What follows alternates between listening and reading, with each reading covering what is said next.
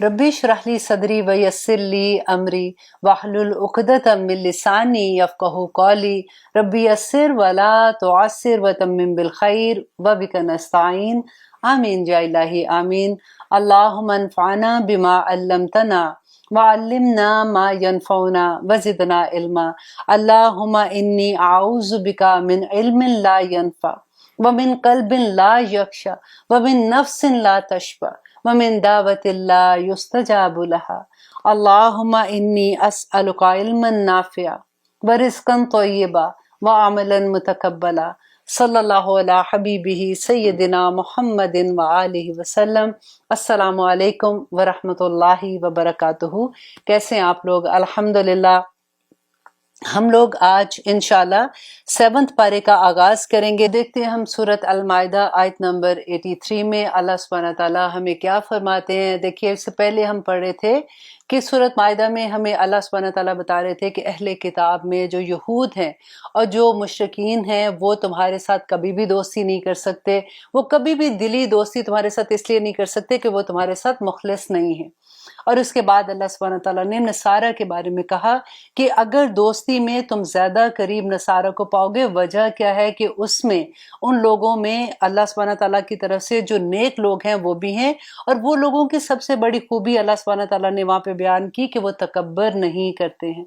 और अब इस आया में हम देखते हैं कि अल्लाह सुब्हानहू तआला उनके बारे में और क्या कहते हैं कि वाइदा सामिऊ, और जब वो सुनते हैं मा उन्ज़िला इलल रसूली, कि जो नाजिल किया गया रसूल की तरफ, तरा आप देखते हैं आयुनहुम कि उनकी आंखों को तफीदु वो बह निकलती है मिनल दमी आंसुओं से, मिम्मा इस वजह से कि आरफू कि उन्होंने पहचान लिया मिनल हक हक को, कि उनकी आंखें आंसुओं से बह निकलती हैं, मीन्स उनकी आंखें झलक उठती हैं इस वजह से कि उन्होंने हक को पहचान लिया।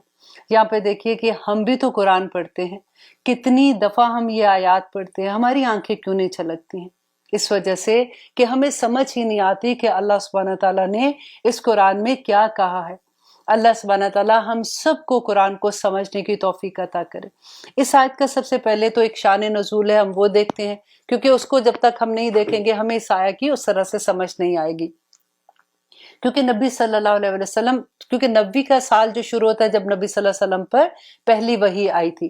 अब यहाँ पे ये वाकया जो ये 5 नबी का है कि नबी सल्लल्लाहु अलैहि वसल्लम के ज़माने में उस वक़्त ये होता था कि जैसे लोग मुसलमान अपने आप को कहते थे या लोगों को पता चलता था कि ये लोग मुसलमान हो गए हैं, तो फिर उनके ऊपर जुल्म की इंतहा कर देते थे। अभी ये इस्लाम आए हुए 5 साल हुए ना, जब नबी सल्लल्लाहु अलैहि वसल्लम ने पहली दफा हिजरत हबशा का हुक्म दिया। अब आप में से मैं हर एक को कहूंगी कि ये स्टोरी इतने गौर से सुने, क्योंकि ये पूरा एक चैप्टर है। जब आप सुनना को समझना शुरू कर देते हैं, नबी सल्लल्लाहु अलैहि वसल्लम की सीरा को समझना शुरू करते हैं, तो आपके लिए कुरान को समझना बहुत आसान हो जाता है। और यहाँ पे मैं आपको हजरत अम्मार का एक वाकया बयान करती हूँ कि ये लोग जो है, ये एक छोटा बच्चा है जो कि यमन से हिजरत करके आए थे, इनके माँ बाप इनके साथ थे, और ये पहले, इनकी माँ जो थी ये पहली मुसलमान औरत थी जो शहीद हुई थी। अब ये गुलाम थे। अब इतना इन पर ये जुल्म होता था कि देखिए, अब ये क्योंकि पूरा घराना मुसलमान हो गया था, तो इनके जो अबू जहल थे वो क्या करते थे कि उसकी माँ को उन्होंने बिठाया, एक टांग उन्होंने एक ऊंट के साथ बांधी और दूसरी टांग उसकी दूसरे ऊंट के साथ बांध के उसको मुखालिफ सिमत में चला दिया और उनकी शर्मगाह पे तीर चला दिया। अल्लाह अकबर। आप देखिए कि वो छोटा बच्चा अपनी माँ को इस हालत में देख रहा है, फिर भी वो कलमा नहीं छोड़ा पढ़ना, फिर भी वो अपने आप को ये नहीं कह रहा कि मैं मुसलमान नहीं हूं। हमें तो एक छोटी सी खबर मिलती है तो हमारी जान पे बन जाती है कि बाहर क्या होगा, बच्चों के साथ क्या होगा, हमारे साथ क्या होगा, हमें लोग क्या समझेंगे, हमारा ईमान तो इतना कमजोर हो जाता है। अब देखिए, उनके जो फादर थे उनके साथ इतना जुल्म करते थे कि तपती आग पे उनको कोयले दहकते थे और उसके ऊपर उनको लटा देते थे और उनको कहते थे कि तुम कहो कि तुम मुसलमान नहीं हो। हजरत अम्मार को, इतने ये छोटे थे ना, जब इन्होंने देखा दोनों माँ बाप इसी जुल्म में वो मतलब शहीद हो गए। अब जब ये रह गए तो क्या करते थे, इनको पानी लेके तो उसके अंदर उनका मुंह डाल देते थे और उनको डुबकियां लगाते थे उनको कि किसी तरह से तुम कहो कि तुम मुसलमान नहीं। नबी सल्लल्लाहु अलैहि वसल्लम जब उनके पास से गुजरते थे तो कहते थे, पता है क्या कहा करते थे कि ए आले यासिर, सब्र करना, तुम्हारा ठिकाना जन्नत है। دیکھیے اس زمانے میں اللہ سبحانہ تعالیٰ کی طرف سے یہ حکم آ گیا تھا کہ کفو ایدیہم، کہ اپنے ہاتھ تم نے نہیں کھولنے۔ اب کیا ایسا تو نہیں تھا نا کہ دیکھیں اس وقت تو ابھی تک حضرت عمر ابھی تک اسلام نہیں لائے تھے، لیکن حضرت علی تو اسلام لے کے آئے ہوئے تھے، حضرت ابوبکر تھے، حضرت عثمان تھے، اتنے لوگ تھے، اگر کوئی ظلم کرتا کوئی ایک تو تھپڑ مار سکتا تھا نا آگے سے، لیکن اللہ سبحانہ تعالیٰ کی طرف سے حکم تھا کسی ایک نے اپنا ہاتھ بھی نہیں اٹھایا کسی اوپر۔ وجہ کیا تھی کہ اگر یہ تھوڑے سے لوگ اس طرح سے لڑنا شروع ہو جاتے تو وہ تو تعداد میں اتنے زیادہ تھے، وہ ان سب کو ختم کر دیتے۔ اس وقت اللہ سبحانہ تعالیٰ کی طرف سے جو حکم تھا کہ صبر کرو صبر کرو، اور یہاں پہ نبی صلی اللہ علیہ وآلہ وسلم کیا کہہ رہے ہیں کہ اے آل یاسر صبر کرو، تمہارا ٹھکانہ جنت ہے۔ اب ان لوگوں سے صبر سیکھنا چاہیے نا۔ اور آپ دیکھیے کہ اس کے بعد آتا ہے حضرت مصعب بن عمیر رضی اللہ عنہ کے بارے میں آتا ہے کہ اتنے ناز و نعیم سے پلے ہوئے تھے اور بڑے امیر گھرانے کے تھے۔ جیسے ہی انہوں نے کہا کہ میں مسلمان ہوا ہوں تو ان کی ماں نے ان کو گھر سے نکال دیا، اور اتنا ظلم ان کے اوپر ہوا کہ کھانے کے لیے بھی ان کے پاس ان کے حالات ایسے تھے، اور اس وقت جو مسلمان ہو رہے تھے ان کے اپنے حالات اتنے خراب تھے کہ کسی کے پاس اپنی گزارا کرنے کے لیے انف نہیں ہوا کرتا تھا۔ اور حضرت بلال کے بارے میں کہتے ہیں کہ ان کا جو مالک تھا نا، وہ کیا کرتا تھا کہ ان کے گلے میں رسی ڈال کے جو بچے ہوتے تھے ان کو پکڑا دیتا تھا، وہ تپتی ریت میں ان کو گھسیٹتے رہتے تھے، اور جا کے ریت درمیان میں جب تپتی ریت میں ان کو لٹا کے ان کے اوپر بھاری جیسے سل ہوتا ہے نا ایک پکڑتے تھے اور ان کے سینے پہ رکھ دیتے تھے تاکہ وہ وہاں سے ہل نہ سکے۔ ایک مرتبہ نبی صلی اللہ علیہ وسلم صفا پہاڑی کے پاس سے گزرے، ابو جہل نے دیکھا کہ ان کے ساتھ کوئی نہیں ہے تو اس نے ان کو بہت بری طرح سے ان کو بات کرنا شروع کی ان کے ساتھ۔ نبی صلی اللہ علیہ وسلم نے کچھ نہیں کہا، اور پھر غصے سے آ کے ایک پتھر اٹھا کے مارا تو کہتے ہیں ماتھے پہ ان کو جب لگا تو ان کا خون نکلنے لگا۔ نبی صلی اللہ علیہ وسلم نے ایک لفظ بھی نہیں بولا۔ اس وقت ایک عورت اپنے گھر کی کھڑکی میں سے دور سے دیکھ رہی تھی، اس نے جیسے دیکھا حضرت حمزہ شکار پہ گئے ہوئے تھے، حضرت حمزہ بھی ابھی اسلام نہیں لائے تھے، شکار پہ گئے ہوئے تھے۔ جب وہ واپس آئے تو عورت نے بتایا کہ تمہارے چچا جو ہیں وہ یہاں سے گزر رہے تھے تو ایسے ایسے ابو جہل نے کیا تھا۔ تو ان کو اتنا غصہ آیا کہ وہ فوراً غصے سے گئے اور دیکھا کہ ابو جہل اپنے دوستوں میں بیٹھا بڑی بڑی باتیں کر رہے، تو اس نے اپنا جو تیر لے کے، کیونکہ شکار سے واپس آ رہے تھے، تو وہ اٹھا کے ان کے سر کے اوپر مارا کہ تم نے میرے بھتیجے کے بارے میں تم کون ہوتے ہو ایسا کہنے والے۔ تو وہاں پہ جو لوگ تھے انہوں نے بڑی حیرت سے کہا کہ کیا تم مسلمان ہو گئے ہو، کیا اسلام لے آئے ہو؟ تو حضرت حمزہ نے ایک دم سے جیسے غصے سے بات ہو رہی تھی تو انہوں نے کہا کہ ہاں میں مسلمان ہو گیا ہوں، حالانکہ اس وقت وہ مسلمان نہیں ہوئے تھے۔ اللہ سبحانہ تعالیٰ نے بعد میں ان کا سینہ کھول دیا اسلام کے لیے اور وہ اسلام لے آئے تھے۔ اور اسی طرح سے ایک عورت تھی، وہ جب ہجرت حبشہ کے بعد وہ ان کے ہسبینڈ پہلے چلے گئے تھے، وہ اپنا سامان انہوں نے لادا اور وہ بھی نکلی کہ میں بھی ہجرت کے لیے وہ نکل رہی تھی۔ راستے میں ان کو حضرت عمر ملے، تو کہ دیکھیں مکہ چھوٹا سا تو تھا، سبھی ایک دوسرے کو جانتے تھے، حضرت عمر اس عورت کو بڑی اچھے سے جانتے تھے۔ انہوں نے پوچھا کہ تم کہاں جا رہی ہو؟ تو اس نے کہا کہ میں حبشہ کی طرف جا رہی ہوں۔ تو انہوں نے کہا کیوں؟ تو انہوں نے کہا کہ کیونکہ میرا ہسبینڈ تو ہجرت کر گیا تو میں بھی اب اس کے ساتھ جا رہی ہوں۔ تو انہوں نے کہا کہ پر تم کیوں جا رہی ہو یہاں پہ، تم ٹھیک ٹھاک ہو؟ تو انہوں نے کہا کہ عمر تم لوگ ہمیں زندہ نہیں رہنے دیتے ہو، تم لوگوں نے ظلم کی انتہا کر دی، ہم کیسے یہاں پہ رہ سکتے ہیں؟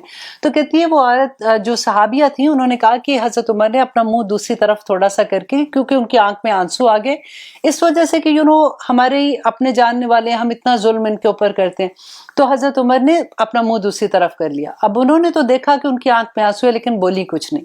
جب وہ واپس گئے اپنے ہسبینڈ کے پاس تو جیسے انہوں نے پوچھا کہ سفر کیسا تھا، وہ بات کرتے ہوئے تو انہوں نے بتایا کہ مجھے خطاب کا بیٹا ملا تھا راستے میں، تو ایسے ہوا کہ جب اس نے پوچھا تو اس کی آنکھ میں آنسو تھے تو اس نے منہ دوسری طرف کر لیا۔ تو اس کے ہسبینڈ نے کہا کہ خطاب کے گھر کا گدھا اسلام لے آئے یہ میں مان سکتا ہوں، لیکن عمر کبھی اسلام نہیں لائے گا۔ وہ اتنے غصے والے تھے کیونکہ حضرت عمر بھی بڑا اس وقت ظلم کیا کرتے تھے مسلمانوں پہ، لیکن بعد میں جب اللہ سبحانہ تعالیٰ نے ان کا سینہ اسلام کے لیے کھولا تو وہ اتنے بڑے پھر انہوں نے جس طرح سے خدمت کی اسلام کی اور جتنی ترقی اسلام کو ان کی وجہ سے ملی تھی، الحمدللہ۔ تو یہاں پہ میں آپ کو تھوڑا سا یہ بتانا چاہ رہی تھی کہ the reason was کہ کیوں نبی صلی اللہ علیہ وسلم نے ہجرت حبشہ کا حکم دیا تھا۔ اب انشاءاللہ ایک چھوٹی سی بریک لیتے ہیں، پھر اس کے بعد دیکھتے ہیں کہ ہجرت حبشہ کیسے ہوئی تھی۔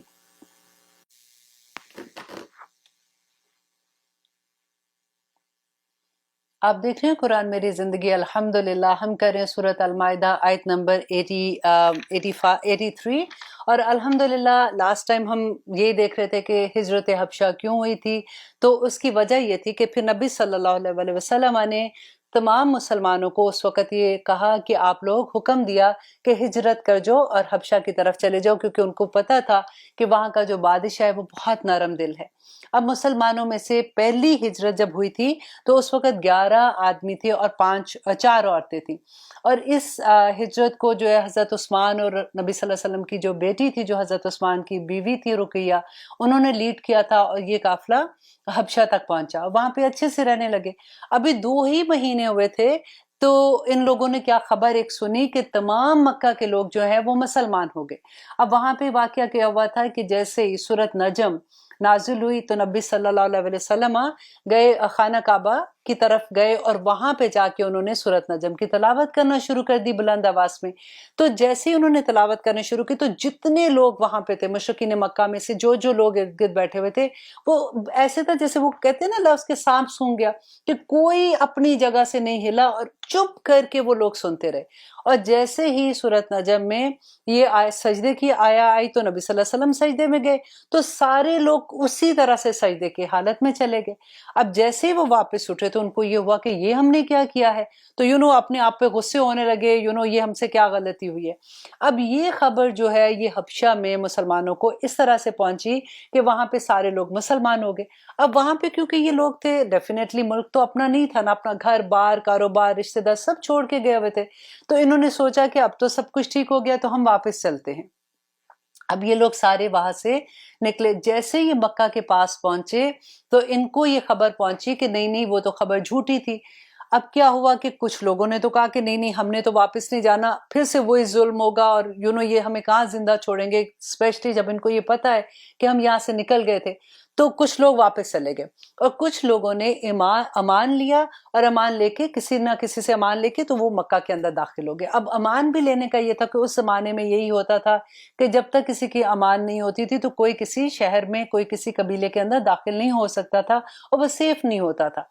अब जब वो लोग वापस गए फिर मुसलमानों पे, क्योंकि उनको मुशरिकीन मक्का को एक तो वही गम था कि ये पहले इस तरह से छुप छुपा के निकल गए थे, अब और ज्यादा जुल्म करना शुरू कर दिया।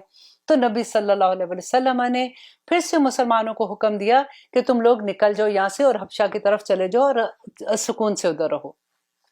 अब दूसरी दफा जब ये लोग निकले तो 82 आदमी थे और इसके अलावा 10 औरतें थी या 11 औरतें थी, इस तरह से कुछ फिगर आता है। अब जब ये दोबारा आप सोचे कि जब निकल रहे हैं तो कितना मुश्किल था, क्योंकि मुशरिकीन मक्का तो पहले से अलर्ट थे। लेकिन अल्लाह सुब्हानहू तआला की मदद से छुपते छुपाते ये लोग निकल गए और जाके अब ठीक ठाक वहां पे खुशी से रहने शुरू हो गए, क्योंकि वहां पे इनके लिए कोई मुश्किल नहीं थी। अब क्या हुआ कि मुशरिकीन मक्का को ये एहसास हुआ कि ये तो बच के निकल गए, वहां तो अच्छे से रह रहे हैं। इन्होंने प्लान क्या किया कि हम अपने ऐसे 2 इंसानों को भेजते, ऐसे 2 आदमियों को भेजते हैं जो ना बात करने में बहुत इम्प्रेसिव हैं और इस तरह के लोगों को बेशुमार तोहफे तोहफ दे के भेजते हैं। वहां जाके वो वहां के जो बादशाह है नजाशी, उसको जाके ये बात कहेंगे, स्टोरी इंशाल्लाह मैं आगे आपको बताती हूँ, कि उसको जाके ये कहेंगे ताकि ये लोगों को वापस लें, फिर हम इनको बताते हैं कि ये इन्होंने क्या किया था। अब क्या हुआ कि बेशुमार तोहफे तोहफ लेके ये एक छोटा सा वफद गया और सबसे पहले इन्होंने जाके वहां पे जो पादरी थे उनको इन्होंने तोहफे तोहफ दिए और इनको कहा जाके कि अगर हम कल जाके ऐसे नजाशी के दरबार में जाएंगे तो जो कुछ भी, क्योंकि उनके दरबार में ये सारे पादरी तो होते थे ना, तो जो हम बात कहेंगे तुम उस पर फिर उनको कहना कि हाँ ये ठीक ही कह रहे हैं। अब दे सर ठीक है। अब अगले दिन जब ये नजाशी के दरबार में गए हैं तो इन्होंने जाके कहा कि हमारे कुछ आदमी आप लोगों के शहर में आ गए हैं अपना मजहब छोड़ के, और ना ही इन्होंने आपका मजहब अपनाया है बल्कि एक नए मजहब को फॉलो कर रहे हैं। तो इनके जो माँ बाप हैं और इनके जो बड़े हैं वहां पे, उन्होंने हमें ये भेजा है कि हम उनके घर वालों को वापस लाएं ताकि हम इनको उनके हवाले कर सकें। अब नजाशी बड़ा समझदार था, उसने कहा कि ठीक है। मुसलमानों को, जो दरबार में थे पादरी थे, उन्होंने कहा कि ये ठीक कह रहे हैं कि इनके बंदे हैं और उनके पिछलों ने इनको भेजा है तो उनको वापस दिया जाए। अब नजाशी ने कहा कि अच्छा मुसलमानों को बुलाओ, मैं उनसे पहले बात करना चाहता हूँ कि असल हकीकत क्या है।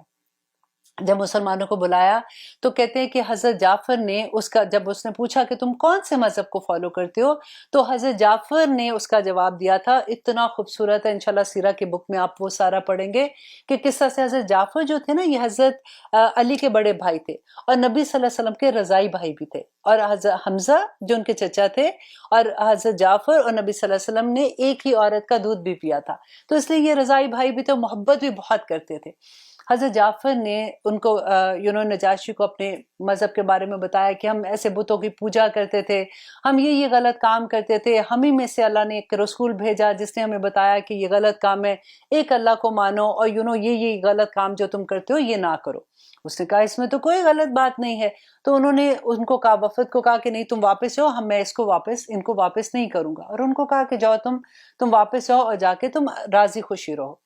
اب جیسے ہی وفد وہاں سے نکلا، اب ان کو غصہ بھی بہت تھا، ان میں سے ایک آدمی نے کہا کہ میں کل واپس جاؤں گا اور جا کے میں یہ کہوں گا کہ تم ان مسلمانوں سے پوچھو کہ یہ حضرت عیسیٰ کے بارے میں کیا کہتے ہیں، کیونکہ حضرت عیسیٰ کو مانتے تھے، عیسائی تھے، کہ یہ تو حضرت عیسیٰ کو مانتے ہی نہیں ہیں۔ تو جب وہ واپس گئے، انہوں نے یہ کہا تو نجاشی نے پھر سے کہا، مسلمانوں کو بلایا واپس۔ حضرت ام سلمہ کہتی ہیں کہ اس سے مشکل دن ہماری زندگی میں کوئی نہیں تھا، کیونکہ ان کو یہ پتا تھا کہ اگر نجاشی نے یہ بات ایکسپٹ نہ کی جو حضرت جعفر ان کو بتائیں گے، تو پھر اگر مسلمانوں کو ان کے حوالے کر دیا تو مسلمانوں کے ساتھ کیا سلوک ہوگا۔ کہتے ہیں کہ ہمارے پہ اتنا وہ مشکل وقت تھا کہ جس وقت ہم نجاشی کے دربار میں تھے، حضرت جعفر نے پھر سورت مریم کی آیا وہاں پہ پڑھی تھی، جس پہ ہم یہ والی پڑھ رہے ہیں نا، کہ اللہ سبحانہ تعالیٰ کہتے ہیں کہ وَإِذَا سَمِعُوا مَا أُنزِلَ إِلَى الرَّسُولِ تَرَىٰ أَعْيُنَهُمْ تَفِيضُ مِنَ الدَّمْ، کہ ان کی آنکھیں بہہ جاتی ہیں آنسوں سے۔ تو حضرت جو سورہ مریم کی جب آیا کی تلاوت کی تھی، تو وہ سن کے جو نجاشی ہے اور جو جتنے پادری کہتے ہیں اتنا رونے لگے کہ جو ان کی داڑھی تھی نا وہ بھی ان کے آنسوں سے تر ہو گئی تھی۔